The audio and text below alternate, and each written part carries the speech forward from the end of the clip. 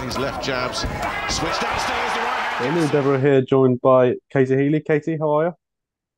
I'm very well, thank you. How are you? I'm good, yeah. Glad to have you on before your obviously big world title shot. I was about to ask you about that. How are you feeling ahead of your world title shot?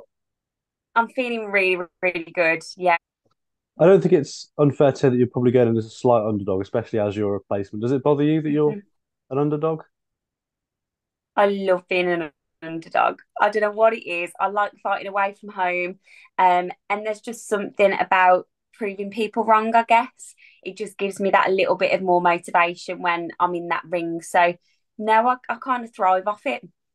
Is this the first time in your professional career that you've been the underdog? I'd say that potentially in South Africa as well.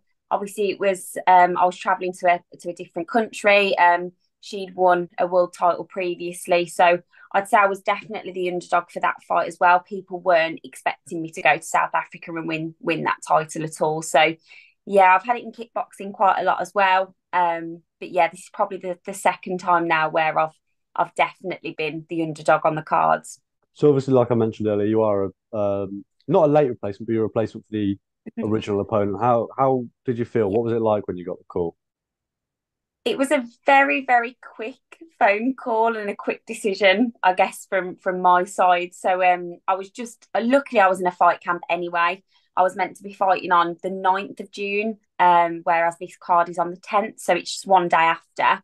But I was just about to start a strength and conditioning session actually, and my coach Gav called me, and he was like a very quick phone call. He was like, I haven't got much time, but he explained the situation to me and kind of said it's not public knowledge yet, but Shannon's had to pull from the fight. Do you want it? And I was like, yeah, why not? Why not? Let's go for it. And then I think for the remainder of that session, it did not sink in. It was like adrenaline, excitement, the lot. But no, after a couple of days, I was kind of like, right, this is it. This is the life changing moment. How highly do you rate Nina Hughes? I think she's very talented. I don't think this is going to be an easy fight at all. Don't get me wrong, I never ever underestimate any opponent that I step in the ring with. I think everyone has got their strengths, and certain fighters can find it difficult fighting certain fighters based on their strengths as well. But no, I think she's very, very talented. And it's a fight I'm really looking forward to. I think there's going to be a clash of styles because I know that it's going to be a war, and it's not going to be an easy fight by any means. What's next for you if you win? What's the plan? I have no idea. I think it's kind of sky's the limit after that point. It'd be a life changing moment in my career. Obviously, it's on the biggest platform that I've fought on yet. There's a lot of talented fighters in my category and the one below and the one above. So I think it's just a matter of we win this, and it's just going to open up so many doors for us. And I trust my team behind me. Whatever decision they think's right, I'm happy to take as long as I can train and I can be 110% ready. I'll step in that ring. So yeah, I guess we'll just have to wait and see. You mentioned there it's on a big platform. Do you think that will have any effect on you on the night? I don't think so. I think that obviously it's difficult to say until you are in that moment. But I've been fighting now for pretty much 10 years in the ring, and I kind of thrive off the moment. I really enjoy the walkout. I enjoy the interviews leading up to the fight and the press conferences. So I think if anything, it will probably push me even more knowing that there's that many people there. You just get tunnel vision.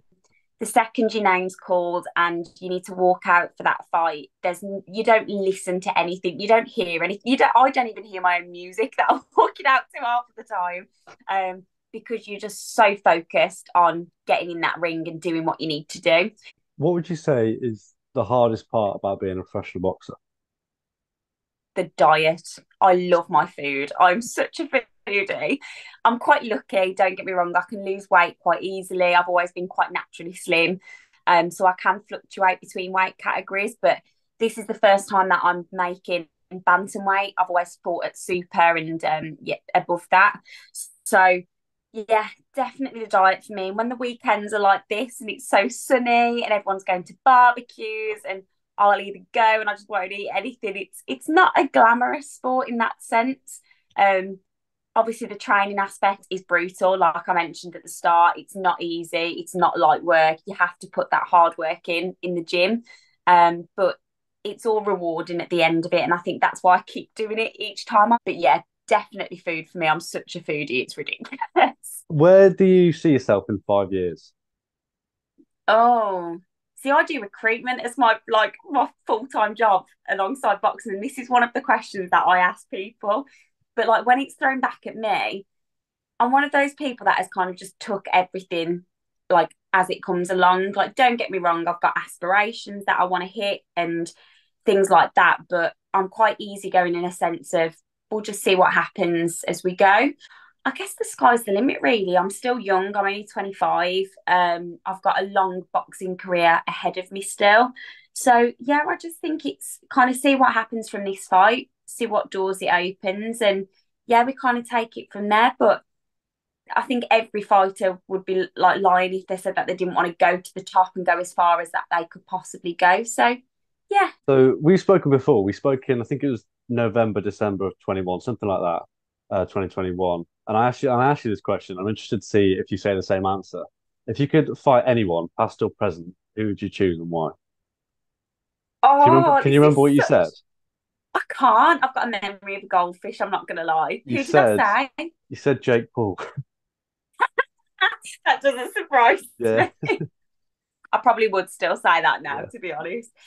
Maybe someone that does something completely different to just have a laugh. Like, I don't know, does like wrestling or something, and yeah. just there's a clash of styles. But yeah, that is a really difficult question. I've always made a joke that if I fought someone like Katie Taylor or if I did UFC and fought Ronda, I'd just tap out and go, "You can have the money. I'm all right. I don't want to be injured." So yeah, that is such a difficult one. I bet you get some really creative answers for that though, but I'm just not creative in the slightest. We'll stick with Jake Paul then. We'll stick with Yeah, Jake we'll Paul. stick with that one for now. I could make some serious money off that as well. Yeah. Last question now. How would you like to be remembered? Ah, that is such a good one. A positive role model. That would probably be what I'd say. There's so many out there that are known for like being the greatest of all time and things like that. But I think as long as I can make a positive impact in the sport, I would love to step away with that. We're obviously seeing how much the sport is growing as it is now anyway, but to kind of influence younger girls to get in the sport and even boys to get in the sport, it would, yeah, I think that would be one way is that I'd like to leave a positive mark on boxing. Yeah, great answer. Brilliant. Thank you.